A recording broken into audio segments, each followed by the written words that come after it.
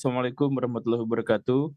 Selamat sore dan, semoga kita bisa menjalani waktu-waktu ke depan dengan lebih baik di tengah negara kita yang selalu memberikan kepada kita kecemasan.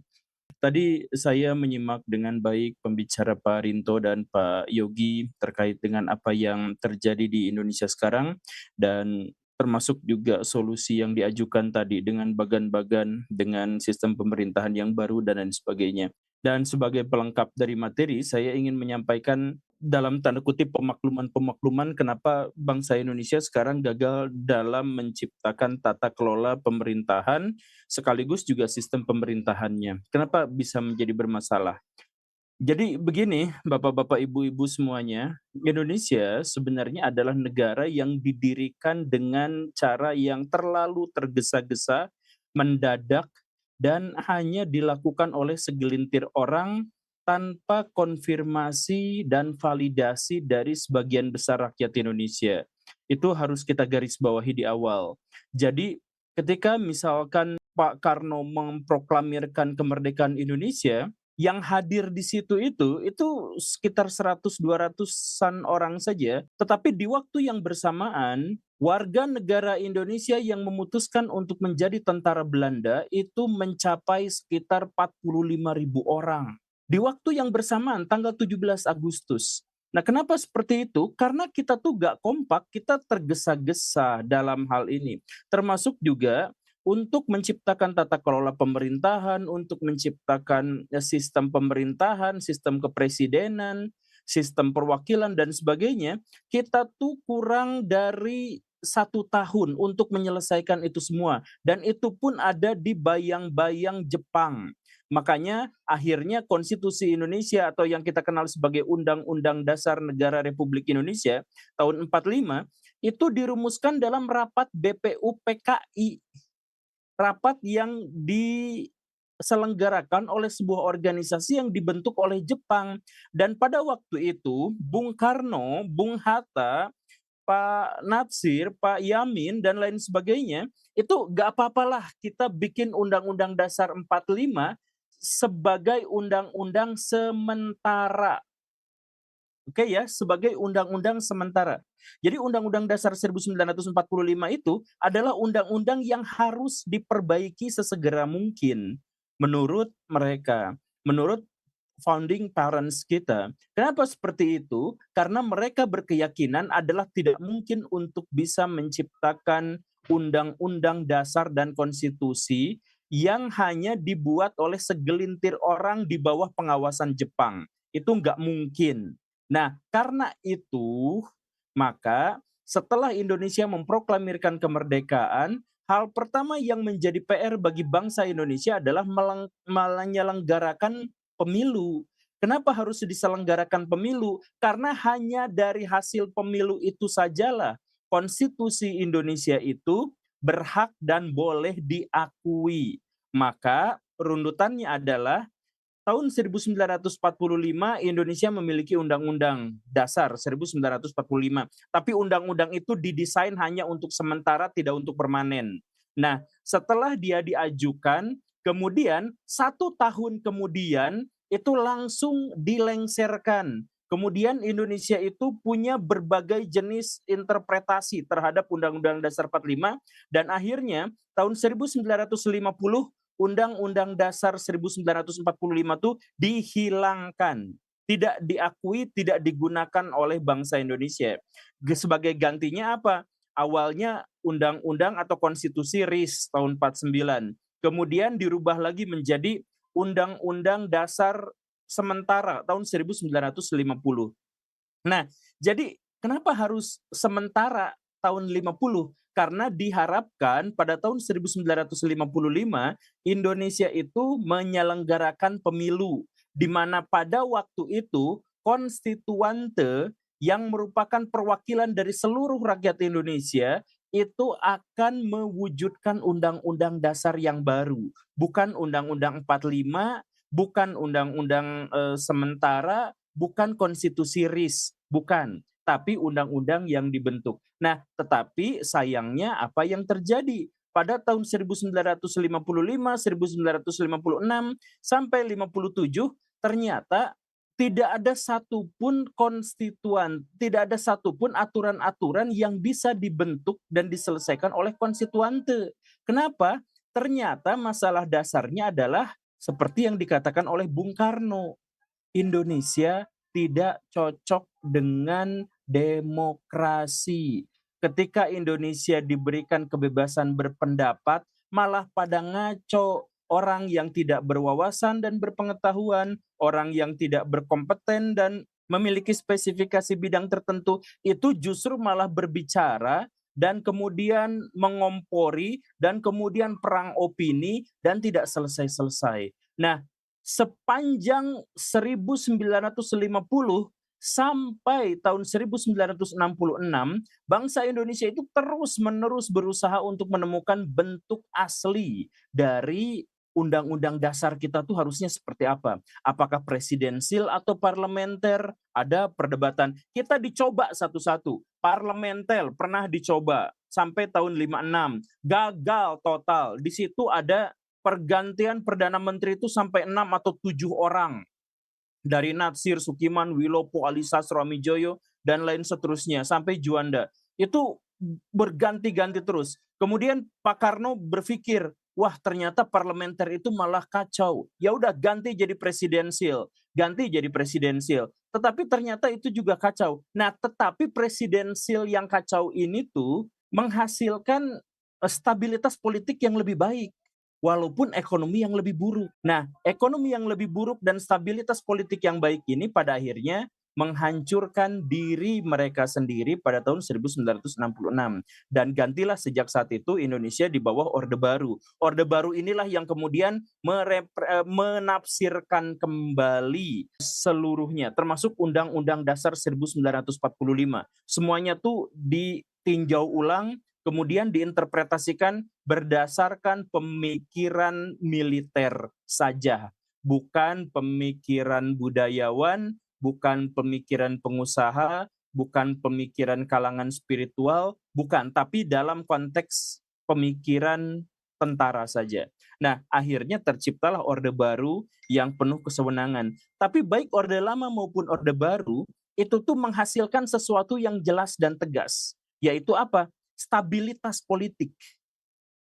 Jadi sebenarnya kita membutuhkan beberapa kali reformasi lagi mungkin, termasuk yang tadi disampaikan oleh Pak Rinto, mungkin itu juga adalah solusi atau ya semacam alternatif jawaban terhadap permasalahan kita ke depan mungkin. Tapi yang jelas kita tuh membutuhkan reformasi lagi sejak saat itu tuh. Nah, yang jadi masalah adalah Orde Baru hancur dengan keterlaluan, dengan berkeping-keping, dan terlalu banyak ditunggangi oleh kepentingan-kepentingan asing, termasuk IMF dan lain-lainnya. Nah, karena itu, maka hasil dari reformasi tahun 1998 itu bukannya mempertahankan stabilitas politik yang sudah sempat terjadi, tetapi justru politik-politik Indonesia justru malah dikuasai oleh politikus-politikus jahat. Jadi kalau misalkan tadi Pak Rinto menyebutkan dan Pak Yogi menyebutkan ini ada beberapa masalah, yaitu kementerian korupsi sekian, kemudian polisi korupsi sekian dan sebagainya, itu hanya dampak sekunder.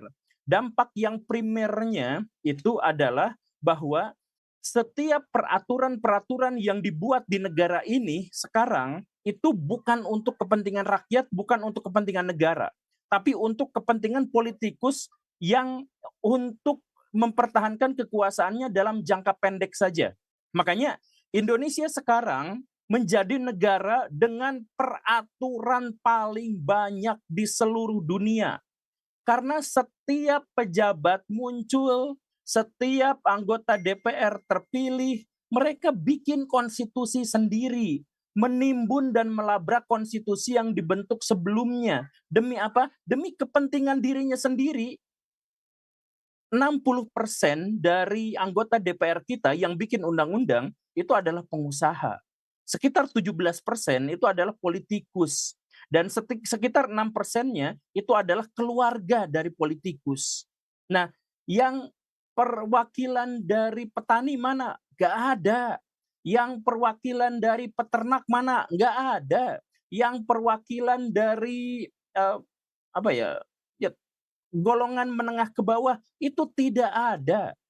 Yang ada itu adalah demokrasi kita itu sekarang digunakan oleh para politikus untuk menimbun harta kekayaan sebanyak-banyaknya. Karena apa? Karena mereka membuat regulasi-regulasi yang berkesesuaian dengan kepentingan mereka. Misalkan, ketika anggota DPR itu adalah pengusaha tambang, maka dia akan bikin regulasi yang menguntungkan pengusaha tambang. Terus nanti anggota DPR yang dimaksud itu tidak terpilih, digantikan misalkan sama pengusaha sawit. Maka regulasi yang lama itu dibiarkan, ditambah lagi dengan regulasi baru yang menguntungkan para pengusaha sawit. Begitu aja seterusnya. Makanya Indonesia sekarang menjadi negara dengan peraturan paling banyak di seluruh dunia. Nah, akhirnya apa? Akhirnya muncul korupsi dan sebagainya itu efek sekunder karena yang sebenarnya terjadi adalah kita tuh tidak pernah diberikan kesempatan untuk melakukan reformasi. Karena reformasi yang terjadi tahun 98 itu terlalu banyak kepentingan asing, terlalu banyak kepentingan yang tidak jelas, dan akhirnya memunculkan rangkaian keburukan-keburukan termasuk juga banyak sekali orang-orang yang jahat yang menunggangi demokrasi demi kepentingan mereka sendiri. Jadi kalau misalkan kita harus reformasi lagi, kalau misalkan kita harus membuat undang-undang baru lagi, atau kita harus membicarakan masalah konstitusi lagi dari awal, maka saya pikir itu adalah sesuatu yang relevan. Karena apa? Karena sejak awal kita memang belum menjelaskan dan memastikan identitas kebangsaan kita, identitas peraturan dan sistem tata kelola pemerintahan kita. Apakah soal presidensil atau parlementer, kita sepenuhnya masih nyontek ke orang, nyontek dari satu negara ternyata gagal, lalu pindah nyontek pada negara yang lain, begitu seterusnya. Nah, ini makanya yang harus dibicarakan itu. Nanti kalau misalkan usulan dari Parinto itu mau dibicarakan, ayo, saya juga sempat mengajukan beberapa kritik terhadap bagan yang diajukan sama Parinto itu, tetapi bukan berarti kejelekan, maksudnya ya ayo kita diskusikan karena memang pada dasarnya kita sekarang sudah sangat relevan untuk membicarakan kembali tentang konstitusi negara dan bentuk pemerintahan kita. Itu saja. Ayo diskusi.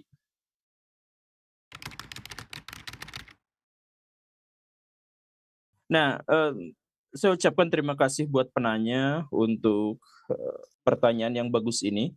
Jadi gini, eee, bahwa ada isu yang kemudian berkembang, kemudian digantikan oleh isu yang lain, muncul isu baru kemudian dihabisi oleh isu yang lain, itu sebenarnya memang sebagian besar di antaranya diatur dengan sistematis. Ada buzzer-buzzer yang memang secara sengaja dibayar untuk menyerang isu tertentu atau menghilangkan isu tertentu atau menimbun isu tertentu.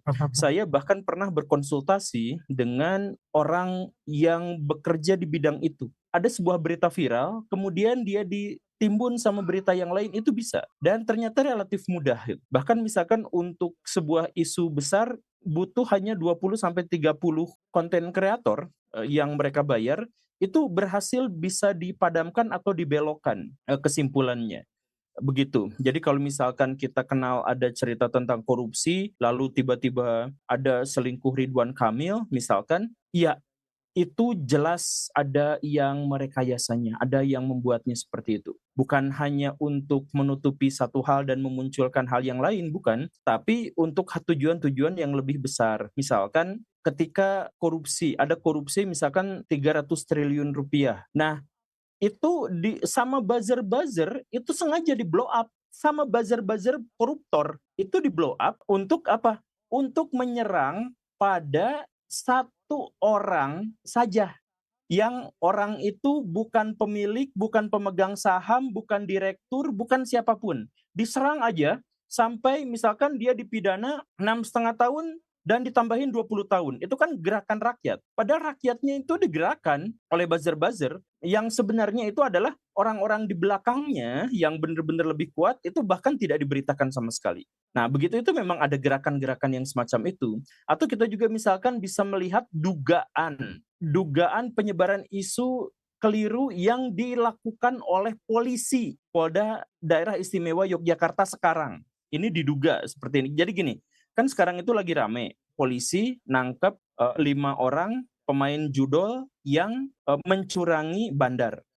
Itu nggak masuk akal dalam kacamata apapun. Mau kalau Baraya benar-benar pemain judol itu nggak masuk akal. Karena narasi yang diberikan sama polisi itu adalah kami menangkap para pemain judol yang berhasil merusak algoritma. Jadi mereka itu bikin akun-akun baru, kemudian memanfaatkan promosi judol di awal, nanti setelah itu tinggalkan bikin akun baru, bikin akun baru dan sebagainya. Itu nggak gitu, nggak mungkin seperti itu dan nggak mungkin itu ini menurut polisi ya, penghasilan dari nipu bandar judol itu 50 juta rupiah per bulan, itu nggak mungkin. Sekali lagi ya itu nggak mungkin. Nah, jadi sebenarnya apa yang terjadi?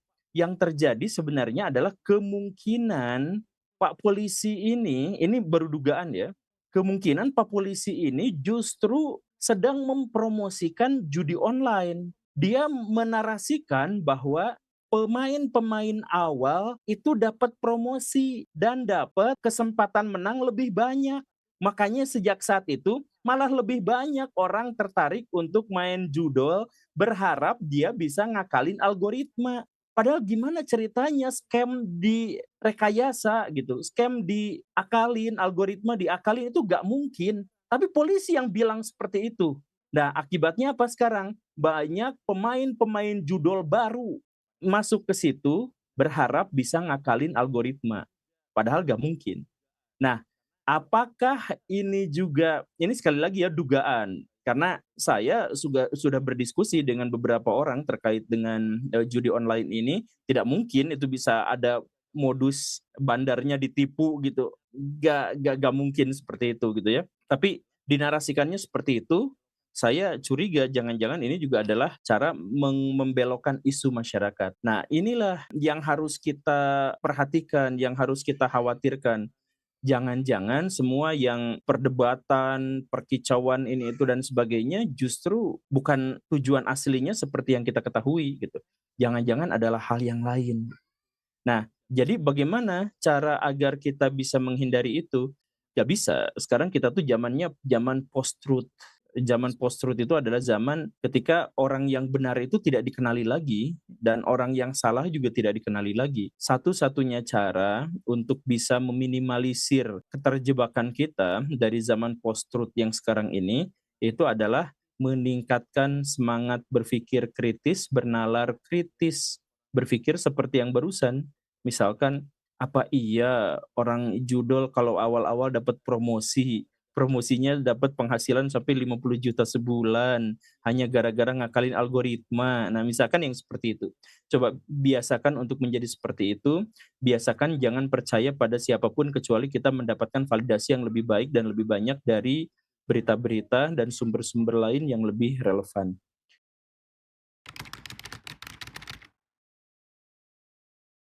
Baik, ini sebenarnya adalah pertanyaan yang iya, sebenarnya ada masalah sedikit dalam pertanyaan ini. Jadi pertanyaannya adalah bagaimana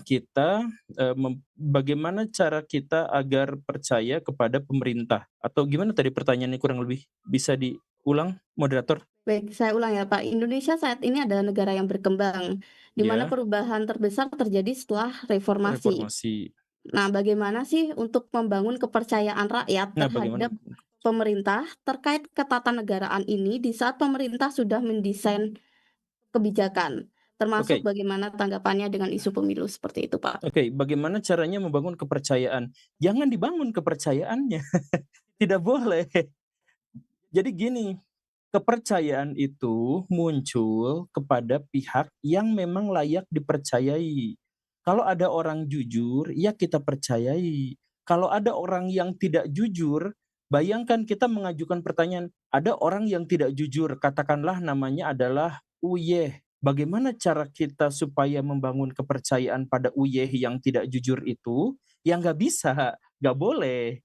Kita justru harus menuntut Uyeh itu untuk jadi jujur, agar kita bisa percaya. Jadi kalau misalkan dalam hal ini bagaimana cara membangun kepercayaan pada pemerintah? Jangan pemerintahnya yang dituntut dan disuruh untuk jujur. Barulah kalau misalkan dia sudah jujur, maka kita yakinkan bahwa ya udah orang ini memang layak untuk dipercaya, gitu. Jadi dalam hal ini, pertanyaannya itu kurang pas. Bagaimana cara kita membangun kepercayaan pada pemerintah? Jangan, kita tuntut pemerintah agar jujur sehingga kita bisa mempercayai pemerintah, begitu. Itu hal yang pertama. Kemudian yang kedua, nanti bagaimana dengan pemilu? Pemilu kita itu kan katanya mau dipisah apa disatuin? Dan lain-lain, itu mah teknis, sebenarnya itu teknis, itu gak penting-penting amat. Semua itu hanya untuk kepentingan elit-elit politik. Jadi sekarang itu coba usulan tentang electoral threshold, presidential threshold, tentang batas minimal, usia dari presiden dan wakil presiden, kemudian nanti pemilu apakah ditunda atau tidak, presiden 2 periode atau 3 periode dan sebagainya, itu kan sebenarnya adalah kepentingan-kepentingan elit penguasa. Kalau misalkan ada presiden yang pengen jadi 3 periode, itu siapa yang diuntungkan atau dirugikan? Rakyat bukan? Bukan, itu kepentingan mereka saja. Mereka berdebat dan berkeinginan untuk itu. Pemilu kita mau diselenggarakannya kapan? Itu tergantung mereka aja yang punya partai politik dan punya kewenangan serta memiliki kepentingan untuk itu. Nah, jadi daripada kita habiskan pikiran kita itu kepada hal-hal yang seperti itu, pikirkan kapan DPR berbicara tentang harga pupuk yang mahal dan solusinya apa? Kapan DPR berbicara tentang penegakan hukum di Indonesia?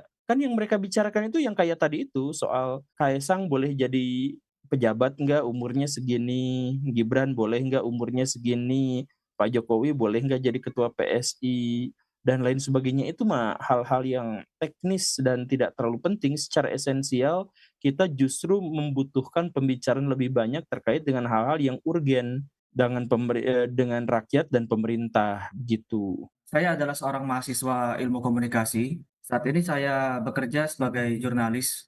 Nah, dari sini saya itu merasa sedikit resah dan sedikit putus asa gitu kan. Maksudnya mengenai kondisi negara kita pada saat ini. Sering mengobrol gitu kan, tapi saya lebih cenderung mendengarkan dan obrolan itu atau diskusi dari para pejabat itu hampir tidak sama sekali memikirkan kepentingan rakyat, tapi hanya seperti tutorial menjilat gitu. Kayak seolah-olah kamu kalau mau, naik jadi DPR pusat atau jadi apa itu yang pokoknya yang pusat yang tinggi-tinggi lah gitu kan, kamu harus, ikut sama Pak itu selama berapa bulan gitu, harus kamu ke Jakarta, harus mungkin saja ini menurut pendapat saya, opini saya itu orang-orang yang mengisi jabatan ini, itu adalah orang-orang yang tidak kompeten. Para pejabat-pejabat ini diisi oleh orang-orang yang hanya pintar menjilat, tapi tidak kompeten dalam bidangnya. Ini, saya akhirnya mengambil kesimpulan mungkin saja struktur kita, maksudnya kita sudah membenahi struktur ketatanegaraan demi masa depan gitu kan ya. Sudah benar strukturnya, susunannya. Kalau diisi oleh orang-orang yang seperti ini, terasa sangat, tidak efektif menurut saya kan. Saya ingin meminta tanggapan dari semua narasumber, mengenai pendapat saya ini. Terima kasih. Terkait dengan pejabat-pejabat yang tidak berkompeten, kenapa mereka bisa menjabat? Ya tentu saja pernyataan tadi sebagai pencilat itu benar, bisa dibilang seperti itu. Ada beberapa menteri yang kita bisa menuding itu secara langsung. Misalkan Pak Budi Ari, dia menteri, tapi apa sebenarnya kompetensinya? Ya, dia tidak memiliki kompetensi yang memadai selain bahwa dulunya memang adalah pendukung dari pemerintah. Begitupun dengan Pak Bahlil gitu. Ayo kita cari sama-sama apa kompetensi beliau. Ya tidak signifikan selain ada lebih banyak orang yang lebih baik, lebih bagus dalam bekerja, tetapi orang-orang itu yang dipilih. Kenapa orang itu yang dipilih? Ya balas jasa. Dalam hal ini juga kita bisa melihat ada banyak sekali komisaris-komisaris yang mereka tidak memiliki kompetensi di bidangnya tapi jadi komisaris BUMN dan lain-lain. Ya ini kan sebenarnya adalah politik balas jasa saja. Jadi sudah kita ketahui bersama hal itu. Nah, jadi bagaimana sebenarnya kita tuh sudah lama menuntut agar pemerintahan kita itu menjadi pemerintahan yang zakon kabinet gitu. Pemerintah yang menteri-menteri, pejabat-pejabat publik itu disesuaikan dengan kapabilitas dan kompetensi yang dimilikinya. Tapi negara kita itu dikuasai oleh partai politik, yang partai politik itu seringkali juga bertindak seperti mafia dengan memilih orang-orang yang sesuai dengan kepentingan mereka saja, bukan sesuai dengan kepentingan rakyat. Makanya kita menemukan banyak sekali pejabat-pejabat yang ini luar biasa sekarang menjadi fenomena di Indonesia. Pejabat yang langsung mengeluarkan kebijakan dan beberapa hari kemudian langsung ditarik kembali. Contohnya PPATK kemarin mengeluarkan kebijakan bahwa rekening yang nganggur itu diblokir. Itu nggak mungkin ada orang berkompeten punya kebijakan kayak gitu tuh nggak mungkin. Itu artinya apa? Itu artinya menciptakan keresahan pada nasabah yang potensinya akan menarik uang dari bank. Menarik uang dari bank dilakukan bersama-sama itu adalah pintu masuk menuju krisis. Jadi nggak mungkin orang punya otak tuh itu memblokir rekening nganggur, gak mungkin. Tapi itu dilakukan. Terus setelah ada ini itu langsung ditarik lagi. Mana ada pejabat yang artinya apa? Artinya kebijakan untuk memblokir itu adalah kebijakan yang tidak ada pertimbangan sama sekali sebelumnya. Mana ada orang yang berkompetensi mengeluarkan kebijakan publik yang tidak ada pertimbangannya. Pertimbangannya ada mungkin tapi dangkal sekali. Atau contoh kemarin Bupati Bupati Pati ya, Bupati ya itu. Dia sekonyong-konyong mengeluarkan peraturan bahwa pajak bumi dan bangunan itu dinaikin 250% dengan alasan bahwa sudah tidak naik selama 14 tahun dan seterusnya dan seterusnya. Dan setelah itu dia nantangin orang untuk demo, pas di demo beneran ya minta maaf akhirnya dibatalkan. Nah, ini artinya apa ya? Kebijakan itu tidak didasarkan pada pertimbangan-pertimbangan yang dalam dan kebijakan yang tidak didasarkan pada pertimbangan yang dalam hanya bisa keluar dari pimpinan-pimpinan yang memang tidak berkompeten. Jadi soal ketidakkompetenan itu memang sudah menjadi sebuah fakta, menjadi sebuah kenyataan. Nah, kenapa? Ya karena kekuatan dari partai politik. Partai politik di Indonesia itu saking kuatnya sampai bisa mengklaim bahwa Presiden Republik Indonesia itu adalah petugas partai. Searogan itu partai di Indonesia tuh. Dan mereka tuh nggak pernah minta maaf. Nah, jadi masalahnya memang balik lagi ketatanegaraan kita tuh bermasalah yang mengakibatkan banyak sekali potensi-potensi orang jahat menyelusup dan menunggangi demokrasi.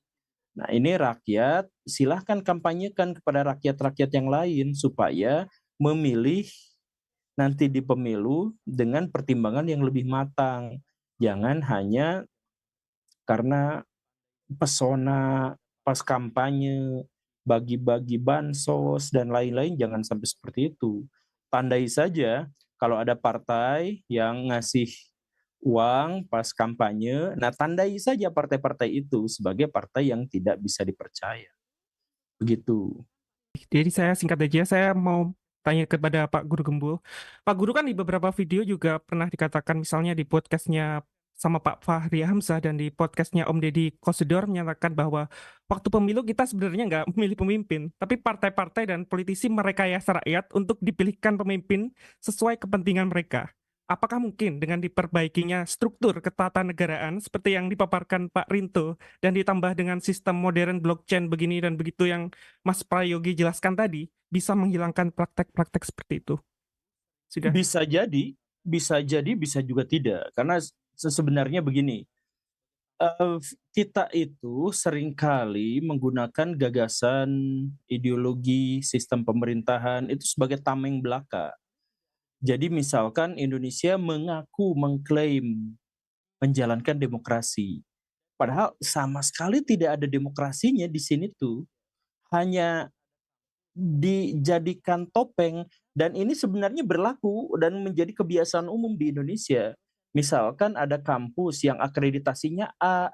Kenapa? Bukan karena mahasiswanya pinter-pinter, tapi dosen-dosennya ngasih nilai mudah agar ngasih nilai mudah agar IPK-nya tinggi-tinggi, agar akreditasinya tinggi. Jadi sebenarnya akreditasinya tidak A, itu bohong-bohongan. Atau misalkan contoh, pemerintah mengeluarkan sebuah pernyataan yang akhirnya diterima sama PBB katakanlah bahwa kemiskinan di Indonesia itu 9% dan akhirnya dengan itu maka Indonesia dinobatkan sebagai negara pertengahan, tidak miskin, tidak juga kaya. Padahal kan datanya direkayasa gitu kan. Jadi sebenarnya ya miskin, kita tuh negara miskin gitu ya. Nah dan lain sebagainya lah hal-hal yang semacam itu. Jadi sebenarnya kita tuh ketika hanya merujuk pada sistem saja, oke, itu bagus. Cuman sistem yang dimaksud itu juga harus sesuai antara kenyataan dengan harapan, bukan hanya sekedar topeng, bukan hanya sekedar gimmick saja. Indonesia itu pemilunya tradisinya adalah feodal, bukan demokratis. Dan pemerintahan kita itu oligarki, bukan demokrasi. Itu saya pikir sudah menjadi kajian akademis yang valid terkait dengan pernyataan itu. Cuman pemerintah sampai sekarang ngakunya adalah demokrasi. Jadi silahkan nanti mau ganti sistemnya kayak gimana, ya hayu-hayu aja, ajak-ajak aja, asal semua rakyat bisa berdiskusi untuk hal itu gitu dan terbuka. Nah, yang jadi masalahnya adalah semoga perubahan itu juga perubahan terkait dengan esensinya, bukan hanya gimmicknya saja yang berubah. Begitu. Segala hal yang terjadi di Indonesia sekarang itu membuat cemas rakyat Indonesia dan kita bisa memahami itu semua. Tetapi kalau hanya cemas dan kemudian berputus asa, maka bencana akan menjadi semakin besar. Maka kecemasan itu, kekhawatiran itu, rasa takut itu mari kita arahkan untuk menjadi bahan bakar perubahan. Jadi kita cemas, oke, kita takut, ya wajar, tapi kecemasan dan ketakutan itu ayo kita jadikan motivasi untuk berubah. Jadikan kualitas diri kita menjadi kualitas orang yang benar-benar besar, benar-benar baik, benar-benar bagus, dan karena itu kita harus terlibat dalam perbaikan. Kita termasuk orang yang berkontribusi terhadap perubahan gitu. Jadi jangan pernah putus asa walaupun kita tahu sekarang kita sedang cemas. Itu saja, saya mohon maaf, izin kabur duluan. Karena sudah jam 5 lebih.